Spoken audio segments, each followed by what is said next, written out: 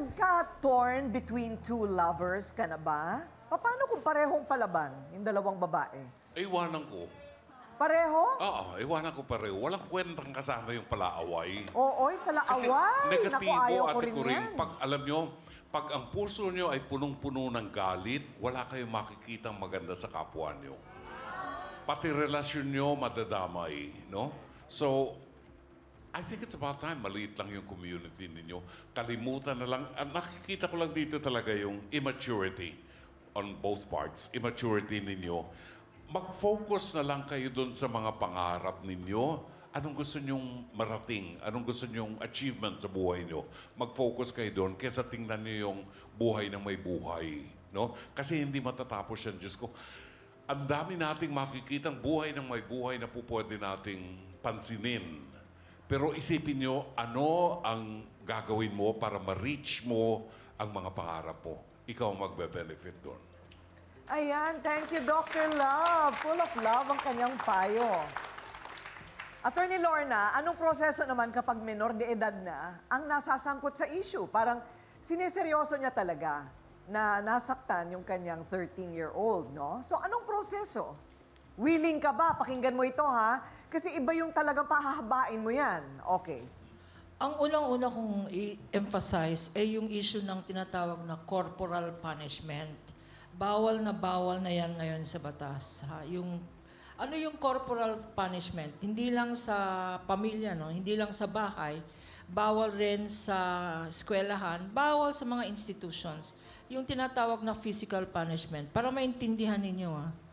Ano yun? Example, hitting. Yung hitting, slapping, spanking, shaking, yung ginaganon, punching, kicking, choking, electric shock, confinement in a small space, no? Nangyayari yan sa eskwelahan. O yung, even in exclusive boys schools, yung pinapatayo ng matagal, no? Bawal na bawal yan, corporal punishment. Yung authority to discipline, kunyari ikaw, Grace, nakita mong may masamang ginawa yung anak niya, sabihin mo sa kanya. Kasi ang may authority na idisiplina ang anak ay nasa magulang, hindi sa'yo na kapitbahay o hindi sa'yo. Ganon din sa'yo, no? So, pareho kayong nagkamali dyan. Ang problema dyan, dinadagdagan ng mga kapitbahay ang problema. Dahil, parang, kasi sa mga barangay, uso ata yung inuman, di ba? Dapat ang inuman sa barangay, naintindihan natin, pang-relaxation.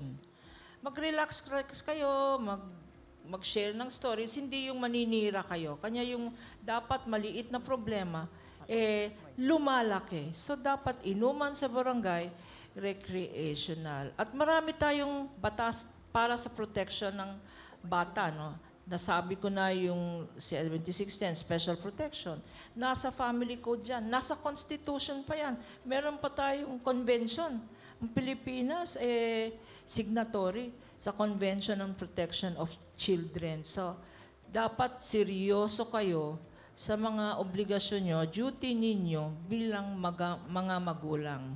Lahat kayo, pati si Lizelle at saka si Helen, may matututunan dito, attorney.